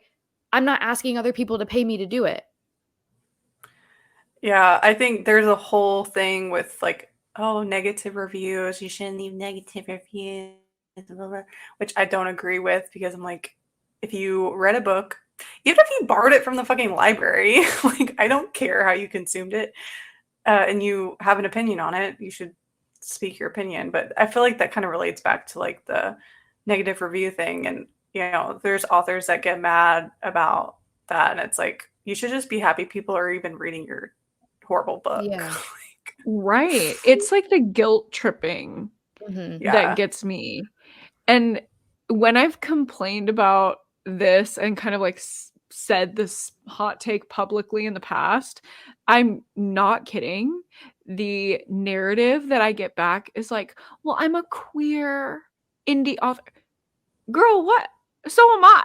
Like, I'm not an indie author, but it's like, what is this, queer on queer crime? Like, you want to give me a shitty product and it's okay just because you're queer? Like, no. I'm so fucking sick of that. Yeah. Women own, like, shut up. I do not care. I don't care who made the Yeah. product. If it's shit, I'm not gonna buy it.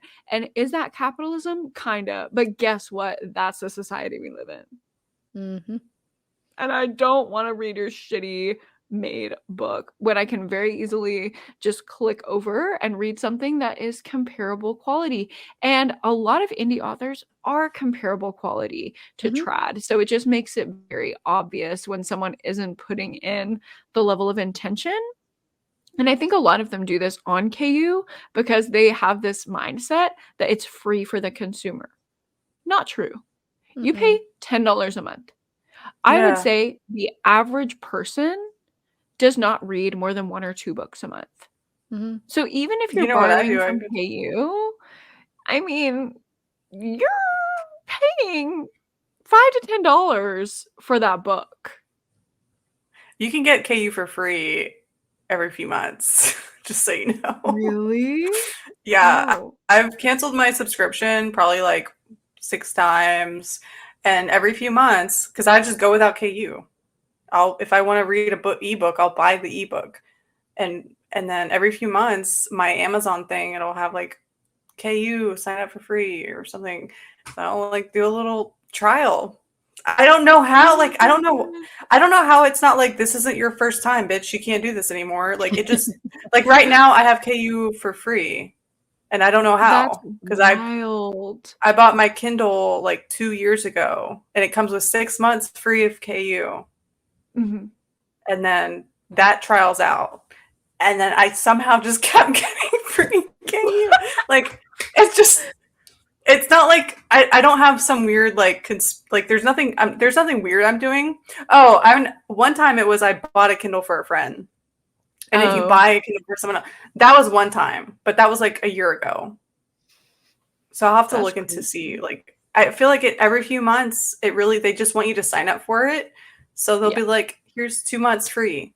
And I'm like, okay. Well, there you go. A good little Yeah. hack. Aspen? What's the next Oh, one? I keep calling Aspen out because I know she's got the good ones, y'all. oh, I don't know about that. Well, I have one that kind of relates to what we were talking about. I even just put down negative reviews are just as important, if not more important, than positive reviews, which Yeah. shouldn't be unpopular, but I know that it is because I can't believe like the amount of people I see who like refuse to post a review if it's not 4 or 5 stars. And Yeah, I'm like, that's so sad. it To me, in my there's no mind, point in yeah, watching a wrap up that's only rave Yeah. reviews. Then I can just look at the thumbnail and know, okay, these are the books that she likes. That's all. yeah, yeah. Well, and I'm like, in my mind, like the author has gotten what they were gonna get out of writing their story. Like, I Right. don't really understand the concept of like that it's about the author and not about other people who want to read the book. Like the author wrote their story. They probably wrote it multiple times, did multiple drafts, have read through it a million times. Like whatever they put out is the story that they wanted to put out. So they've Mhm. given their output. Like the review is to tell other people how you feel, and it never dictates what someone else is allowed to do. But also, it's like if you see people who rave about a book, because I feel like you could use an example of like someone who loves a book, but there could be something problematic, but they're maybe not going to mention it because they love the book so much and they don't really want to talk about it. You're only going Mhm. to know about these things if you look at negative reviews. And it could even be someone who's not hating the book, but is willing to call out something that's an issue to make other people aware. Like you're never going to look at a positive review and get any idea of like if there's a problem with the book, if there's like something off about it, like and even just flat out like sometimes people don't like books. And sometimes the reason people don't like books is the exact reason why someone else will love the book. But like to only bathe everything in positivity does nobody any good because it makes I people feel let totally agree. down. I Yeah. agree.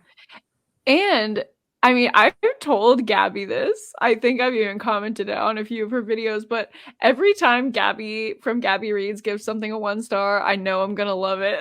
So Yeah. I Oh, love watching her videos and she gives something 1 star. I'm like, I'm gonna love this and give it yeah, 5. I've read a lot of root books based on low reviews Mhm. Yeah. or bad Like reviews.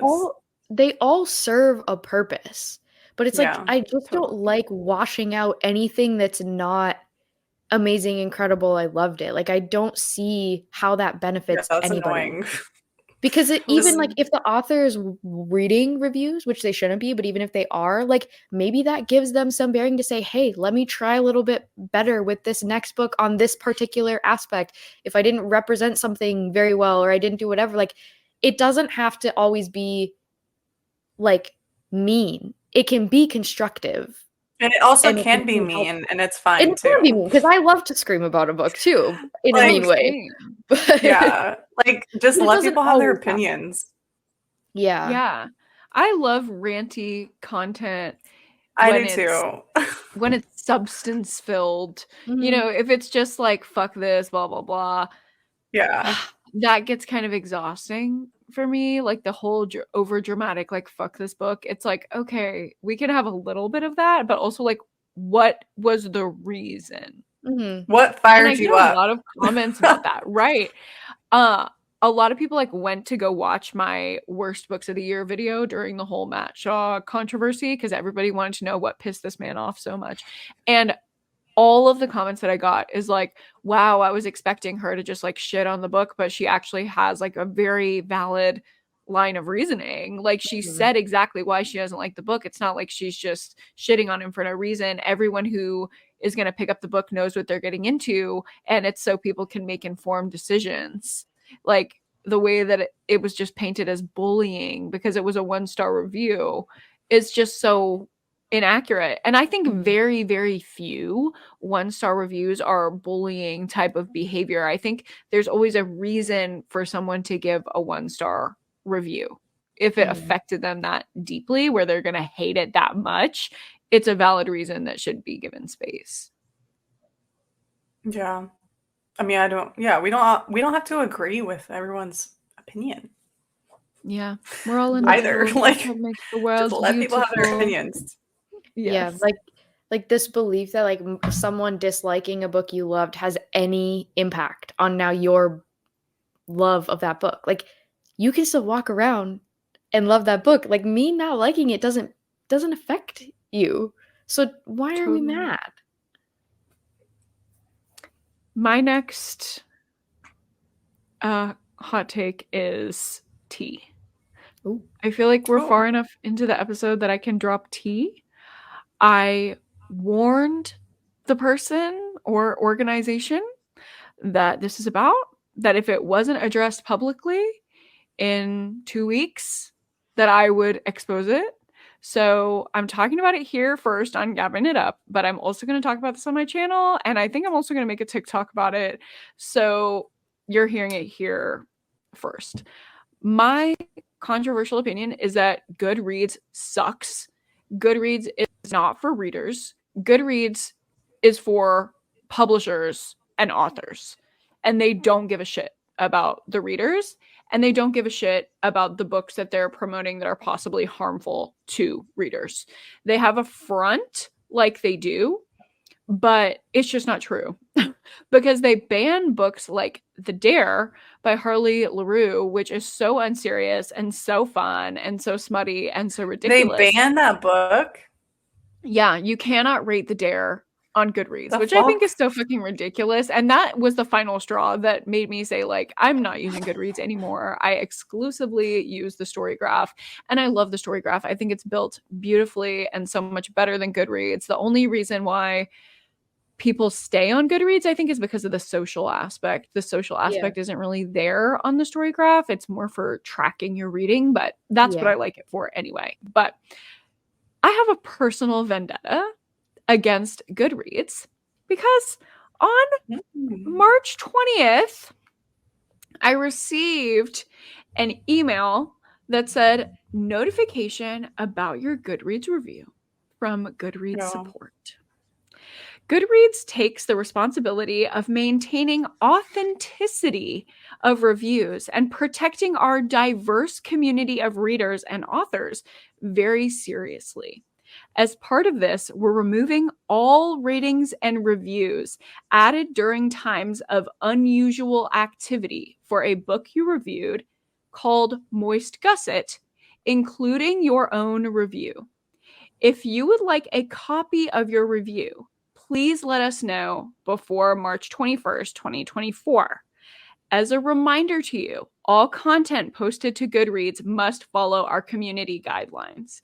You can learn more about our work to protect the authenticity and diversity of ratings and reviews on our community update, which you can find here.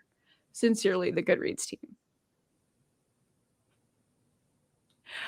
Obviously, I was horrified. The author this put in work for that one. Yeah. They put in some elbow grease for that to happen. Totally. This is Goodreads choosing a side, and they're choosing a side of misogyny, and they're choosing a side of violence. So I responded, and I said, thank you for making me aware of this. Are you aware that the book in question you're removing reviews from was written about and dedicated to me, which I mentioned in my review, with harmful and defamatory remarks in the dedication?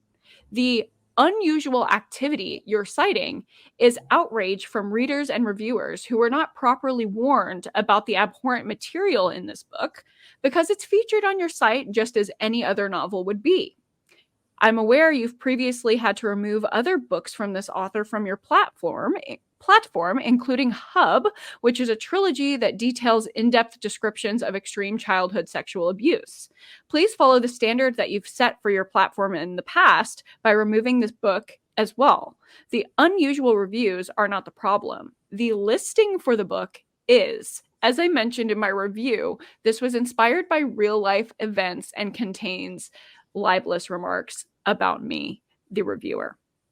I would prefer to handle this professionally and privately. However, if there is an improper response from support on this issue, I will not hesitate to share this with my community on BookTube and Book Talk. I already moved to tracking my reading on the Storygraph due to their superior website, and now I'm wondering if their ethics are more aligned with mine and my viewers' morals as well. Please keep me updated on this. I can provide you with references, evidence, and my police report against this author if you require it. They did not choose to respond. They had no regard for hearing about a crime which was committed that I have documented with APD. So I say fuck Goodreads and fuck misogyny, and Goodreads does not give a fuck about any reviewer I'm on their website. Yeah, I'm sorry that they did that to you because that's really shitty. Yeah. So I will never use Goodreads ever again. I was going to say, I remember, was it a few months ago where you got an email that they deleted a bunch of your reviews for some reason? Mm-hmm. Like, because they had They video deleted links a or bunch of something? my reviews, just like period. They also Yeah. deleted a bunch of reviews that were quote unquote unusual because they believed that the people who made the reviews did not actually read the book. Obviously, I'm sure there were some girly pops who just really wanted to ride for me and created false reviews. I never encourage that. I actually think that that hurts my case. I don't want that to happen. I did have quite a few people in my community, specifically on Patreon, that I'm endlessly grateful for, who went through the experience of reading the book on my behalf so they could create an honest review. And I happen to know that 4 of the people who actually read the book and created an honest review got their reviews removed. That's so maddening. And I did not claim to read the book in my review. I just said, here's a note for my followers. This book is defaming me, allegedly, and I don't think you should read it. I'm gonna go give So them there one was star. no No, false content in my review at all. That's such bullshit. Yeah. I wonder if you got hired at Goodreads. Goodreads. I was gonna say, let me go delete my Goodreads off my phone. Jesus. Yeah, the Storygraph is amazing. You're going to be supporting people who really care about trigger warnings, about representing indie authors, about diversity. The Storygraph encourages actual like feedback about diversity on every single review, which I really appreciate. So yeah, the Storygraph is just better on all accounts. And I will encourage everyone to move over there, especially just seeing the ethics of this situation. Yeah, I've always used I will both. say, oh, both. Really? Yeah, well, and I kept Goodreads like like Hailey said, more for the social aspect than anything else. Like, I just like seeing what people are reading, but I mean, that's not a necessity. I watch YouTube, I guess. Yeah, I'll look into Storygraph. Really disappointing, but unfortunate reality. So, I feel like that's, I guess, not really a hot take. So thank you for your support. It's just like, it's so shit. It really is. Aspen, how many more hot takes you got? I mean, I have a few, but I don't know if that should be our closer. I don't know if I can really. Well, I have surpass a that. few more. Oh, okay. I want to hear all of yours. I'm very Yeah, excited. Okay. When we Okay. got on the stream and Aspen said, I have 12 hot takes, I was like, yeah, period. I'm ready. I only did that many because I was like, maybe we'll like someone will have the same one, so it'll cut them down. I wasn't expecting to actually give all of them. Yours are unique. I like them. yeah, they are. The 2010s dystopian era was the peak of literature. Oh, I love that one. The peak. Yeah, I love that. Like, I I don't agree. never lived more for reading than I did in that whole like Hunger Games, Maze Runner, Fifth Wave. I'm forgetting one of my favorite ones, and I can't think of the name of it, but like all of the Shatter Me, Red Queen, everything. Love it. Wow. Rapid fire. Let's go. Mhm. Oh, me again? Yeah. It's Oh, you. I boy. want to know. Okay. I really could not care less about like flowery or beautiful writing. If I'm not entertained, I don't care. And I think that even serious books can be written with basic language and still get the point across. But if I feel like I'm reading like a script on the wall, like I'm done. I'm out. I hate it. I do not Haley's like like, this kind of writing. No. I love it. I love it. I live for a pretentious 2-page description of flowers on a wall. Yeah. But this is where Yeah. I expected this reaction from me because this is where our book tastes massively Yeah. differ. Like you see that a Haley. lot more in like character driven type stuff, that kind of thing, which is not my favorite. So I knew Yes, that I love a would- character-driven book. Same. Haley, you should read When the Moon Hatched. When the Moon Hatched. Mm-hmm. I got it. I'm buying it. Mm-hmm. I'm not even kidding. Okay. You're welcome. Love you. Is it romance? It's fantasy romance. Oh, It is. yeah. That's going to be it for me. I'm excited. My next controversial take is it shouldn't take more than one book into a series to get good. It's not True. worth it. I agree. I'm sorry. If I have to read more than 500 pages to feel anything, I've felt nothing, and I'm DNFing. Yeah, I agree. I agree I totally agree. I mean, there are series that I love where people are like, oh, it doesn't get good until like the third book, which I'm like, if that were me, I wouldn't continue with the series. But I liked it from book one. Yeah. Right. Yeah. I have But series where like I think they really get good at a certain point, but like I was entertained enough in the first few to want to read the next ones. But I'm like, I totally understand people who hear you got to read 4 books and then it'll be good. I totally understand that that is not appealing to people. Totally. Let's go rapid fire. Okay. I never want to read another And Then There Were None retelling book in my entire life. That is so real for every thriller reader out there. And honestly, I'd add on to that like isolated island thriller. No. I think they're all the same. Like I eat it up though. I do love an isolated island. like I'm gonna drag a specific book Do it. for a moment.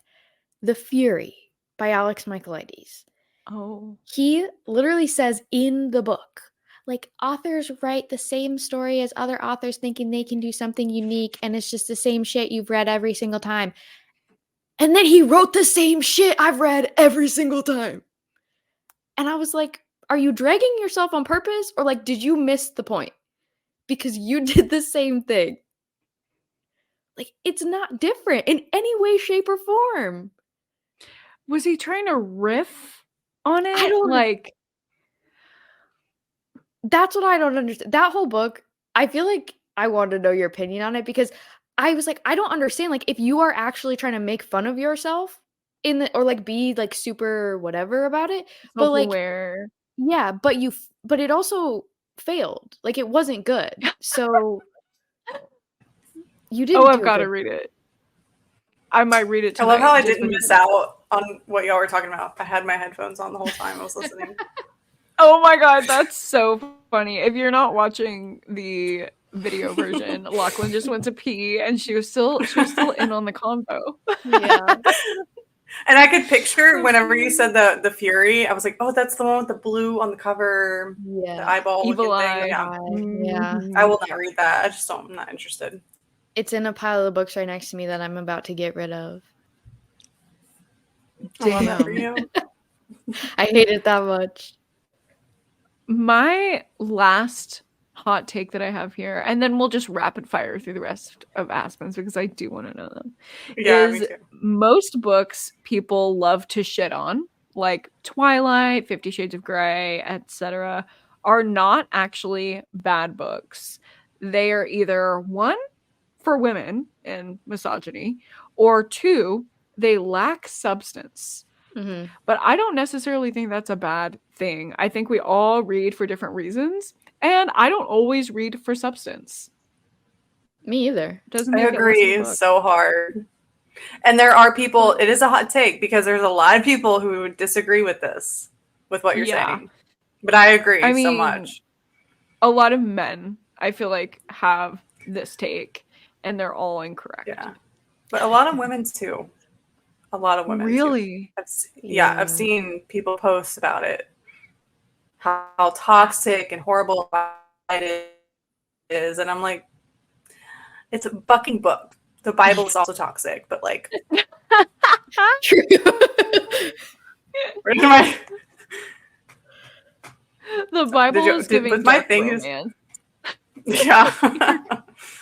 Plot twist, he dies at the end. I mean, spoiler alert or whatever. He revived. Yeah.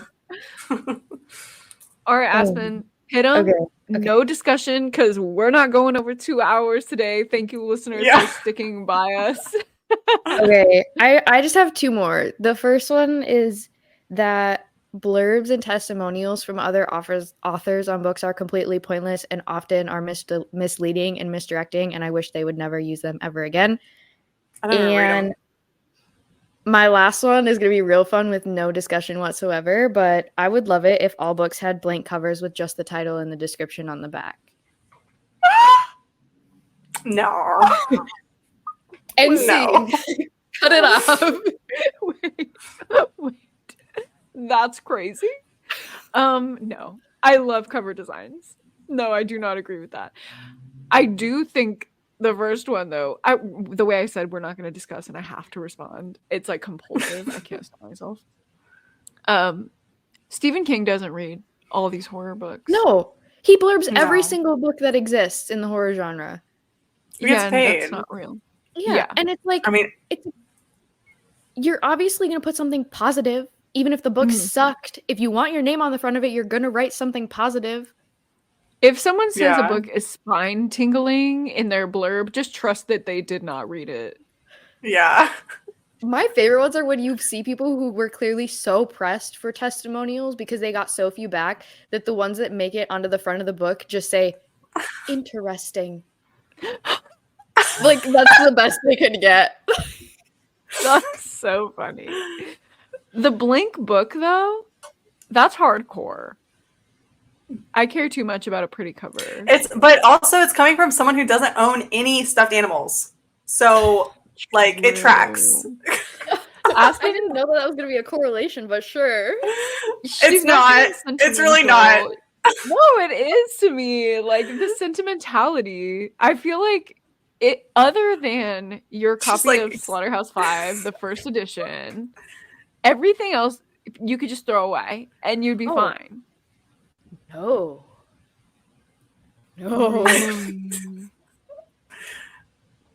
That's crazy. I would not expect that. So you just want a bunch of blank books on your shelves. You said we couldn't discuss it. Okay. I listen to the podcast on 2 times speed, so people can get over it. Okay, good. Yeah. Okay. I'll give one more idea of why I say that. My big thing is because I think it would make people be a lot more intentional with the books that they read. Because I think we've become so focused on what's on the cover and how things look that, like, if you had to actually pick up every book and read the back, you would find, like, I feel like people would enjoy reading more, because they would have to be so intentional about they read that everything would have to be like, I'm not going to buy this without reading the back. And obviously I want the back to sound really interesting, because if it sounds boring, I'm not going to buy it. But like, we tend to Right. buy things that look pretty just because they look pretty. That's my No, reasoning it's valid. behind it. Yeah. They could still be like colorful. I'd be down for that. But like, don't give me anything besides like, give me the blurb, give me the plot, and let me make my own decisions. Or if we were in like an episode of Black Mirror where you read the book and if you give it 5 stars, the beautiful The cover cover appears, and then appears. it's like, Yes. That'd be really cool. Oh, see, I'm down for that. I Yeah. someone needs love to write that episode into the universe. I mean, it's starring Rory 2024. Culkin. It could be like a 2034 thing. Yeah. Yes. I would love to see that episode of Black Mirror.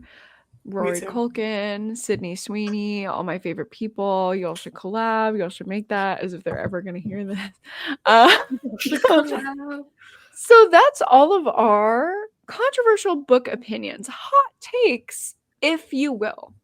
Let us know if you agree, if you disagree, and if you'd like to see our little faces the next time you watch the podcast or you listen but you want to watch, you can join our Gabbing It Up Patreon, $2 a month, 50 cents an episode, and you get to see our In faces. this economy, Or in this economy, right? Like, we're literally giving it to y'all for nothing. no, literally, it's and free. if you would like to be live and watch us record live, be the first person to hear everything as it comes out of our mouth, and even be involved in the discussion if you wish, you can watch us live streaming, recording every single episode. And that tier is $5 a month, also less than probably the Starbucks that you got this morning. So consider it. Consider supporting Daijah and I. And of course, thank you to our lovely guests, Aspen and lochlyn. Definitely go follow them all across social media. I have everything linked down below in the YouTube description of this episode, in the Spotify description of this episode. So thank you so much, guys, for being here. And Thank we you. will see you next week. Thanks for the gab. Don't be drab. Bye. Bye.